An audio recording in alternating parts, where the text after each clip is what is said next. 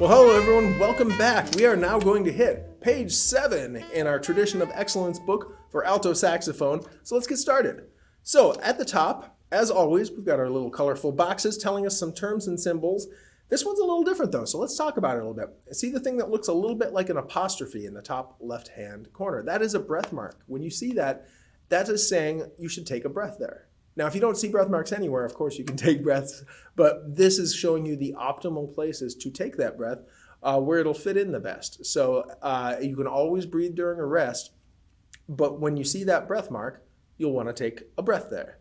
So let's take, before we talk about some of the other stuff, let's talk about exercise 7 here, deep breaths. And that's going to let us practice taking a breath. And we want to take a big, deep breath very quickly. And again, very deep down. We don't want big, deep, your belly should stick out a little bit. And the other key is to not lose time. So even though there's breath mark, it doesn't mean we stop counting. We just have to play the note a little bit shorter to get that breath in there. So let's play number 7. Here we go, deep breath. So 1, 2, 3, 4.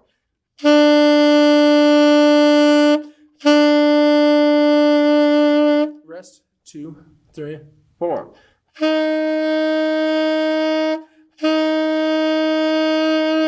Rest, 2, 3, 4.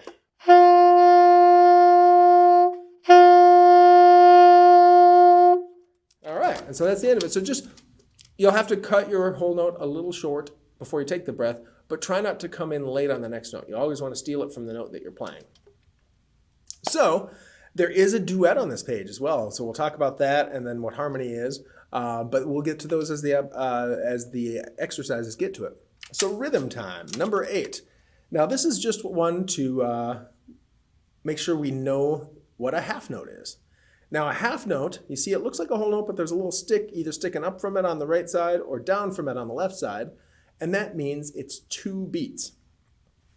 And then you remember the whole rest, that was a little thing hanging down from the bar. A half rest sits up on top of the bar. And a good way of thinking about that is the whole rest is heavy because it has 4 whole beats, so it hangs down low. Whereas the half rest sits on top because it's a little lighter. It's only half the amount of beats in it, so that's 2 beats. So hanging low is 4 beats, sitting on top is 2 beats.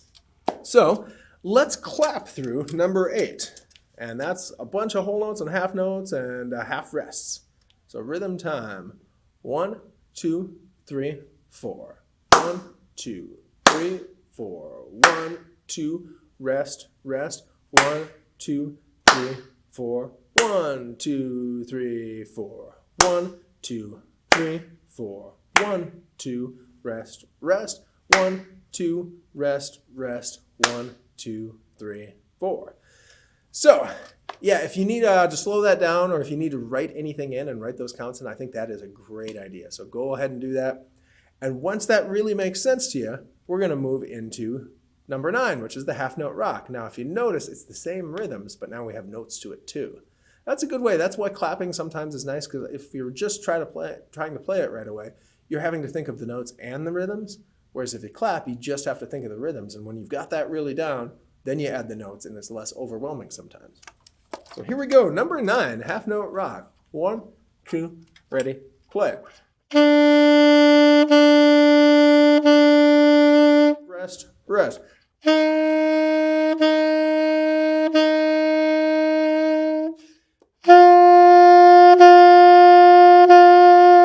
Rest, rest. Rest, rest. All right, so now we're playing more notes. Let's talk real quick about tonguing too. When you tongue, touch the tip of your tongue to the tip of the reed, but don't stop playing. You just have to stop the reed vibrating. Or I should say don't stop blowing, because we don't want to go. We want it to be nice and smooth. So I can keep pushing with my airstream, and I just touch that tip of the reed.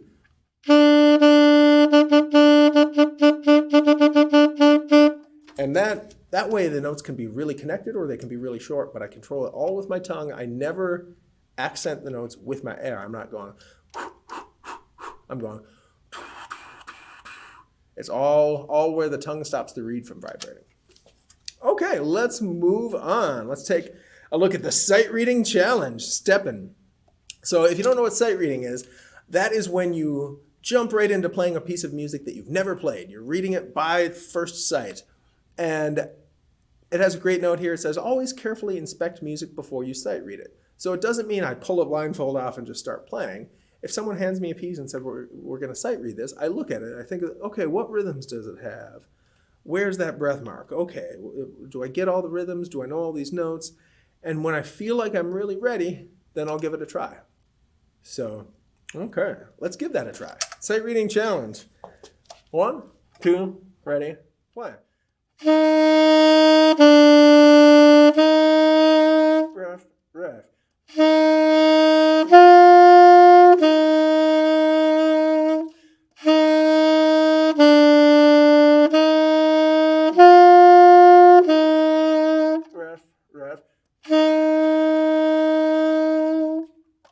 Okay, how'd you do? Did you go all right? If it did not go great, that is okay.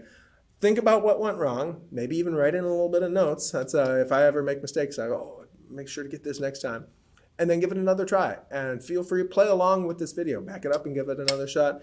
Sometimes it takes a few tries. Like anything worth doing, it might take a little bit of hard work to get there.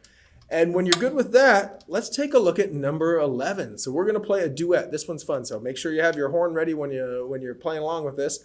And a duet is when two players play together. They might have slightly different parts, but those parts complement each other, and you can get some fun harmonies and some beautiful melodies. And this is it's a fun thing to do. So play along with me on this one. I'm going to start by playing the A part. You see, there's a letter A on the top, and you can play the bottom part, the B part, and our parts together will do something cool. If you do this and record it, post a link to it in the comments below. I'd love to see some duet playing. That would be really fun. But I'll start with A, you start with B, and then we'll switch. Here we go. Number 11, El Camino Mariachi. 1, 2, ready, play.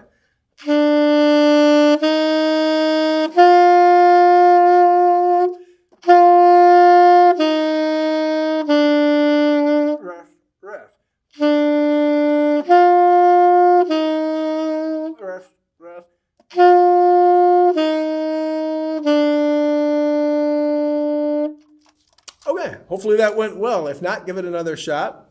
But now let's switch. I'm going to play B, you play A. 1, 2, ready, go.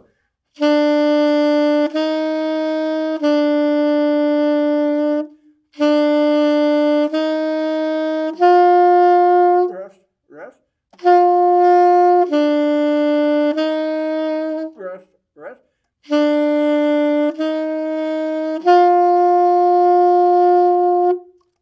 Okay, well that is fun. It's always fun to do duets, and you can do this with friends, or you can do it with the videos that I'm sharing here. Record one part, send it to them, have them record their part, and then if you can line them up, it's pretty fun. Or you can play theirs through a speaker or on a TV behind you, and you can make your own virtual duets. I've done it with friends, and it is a lot of fun. All right, one more. This one says test on it. This is going to use all the things we've used. So I'm not going to talk too much about it. This is all the stuff we've talked about, but we'll play through it. Go ahead and play along with me when you think you're ready and see how you do. 1, 2, ready, play.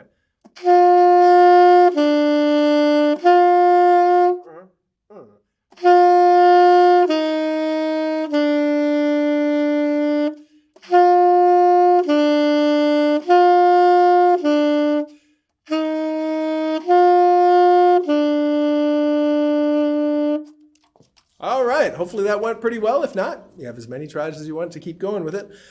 And then let's take a look. Number 13, it says practice along with the recorded accompaniment. So this is where you have the code and you can check out the recorded stuff. Go ahead and do that on your own since you already have a recording of it. But yeah, we've gotten through the first 4 pages. We're making some progress. We're learning some notes and rhythms. Hopefully it's sounding great.